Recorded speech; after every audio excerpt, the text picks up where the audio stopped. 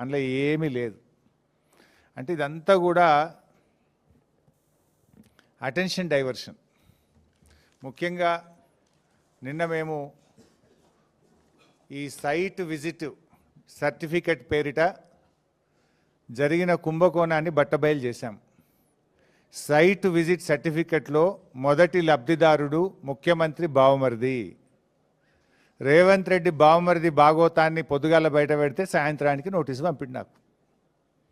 అంటే ఇదంతా diversion politics. మేమేమడిగినాము? Sitting జడ్జితో విచారణ జరపండి అన్నాం.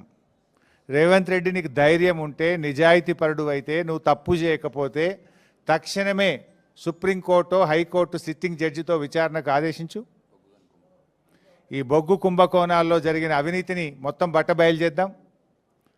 నువ్వు తప్పు చేయకపోతే, నువ్వు నిజాయితీపరుడు అయితే మేము అన్ని ఆధారాలు కూడా మీరు వేసిన సిట్టింగ్ జడ్జి గారికి అందించడానికి సిద్ధంగా ఉన్నాం.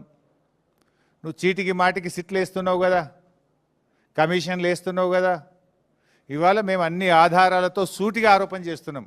నీ బావమరిదే మొదటి లబ్ధిదారుడు, నీ బావమరిదే ఈ రింగుకు మొత్తం కింగ్ పిన్ను, నీ బావమరిదే ఈ సింగరేణిలో 1000 కోట్ల కుంభకోణానికి తెరలేపిండు. నువ్వు అంత నిజాయితీపరుడు అయితే, తప్పు చేయకపోతే కమాన్ సిట్టింగ్ జడ్జితో విచారణకు ఆదేశించు, మేము రుజువు చేస్తాం. ధైర్యం ఉంటే ఆదేశించు.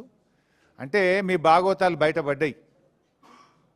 ఇవాళ ముఖ్యమంత్రి గారు, భట్టి గారు, కోమటిరెడ్డి గారి మధ్య వాటాల పంపకం మొత్తం రోడ్డు మీదకి వచ్చింది, ప్రజల్లో పడ్డది.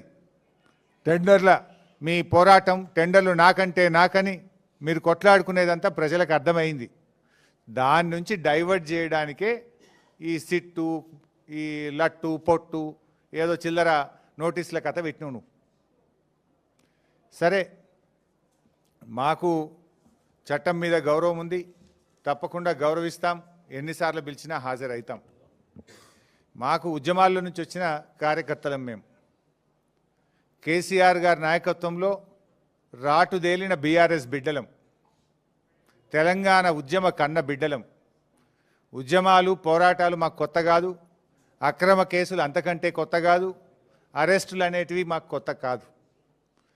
ఆనాడైనా కేసీఆర్ గారి నాయకత్వంలో వందలాది కేసులు పెట్టిన నిజాయితీగా తెలంగాణ ప్రజల పక్షాన కేసీఆర్ గారి నాయకత్వంలో పోరాడినాం. జైళ్ళల్లో పెట్టిన రెట్టించిన ఉత్సాహంతో తెలంగాణ కోసం పోరాడినాం. ఇలా మేము మీ కాంగ్రెస్ నాయకులు లెక్క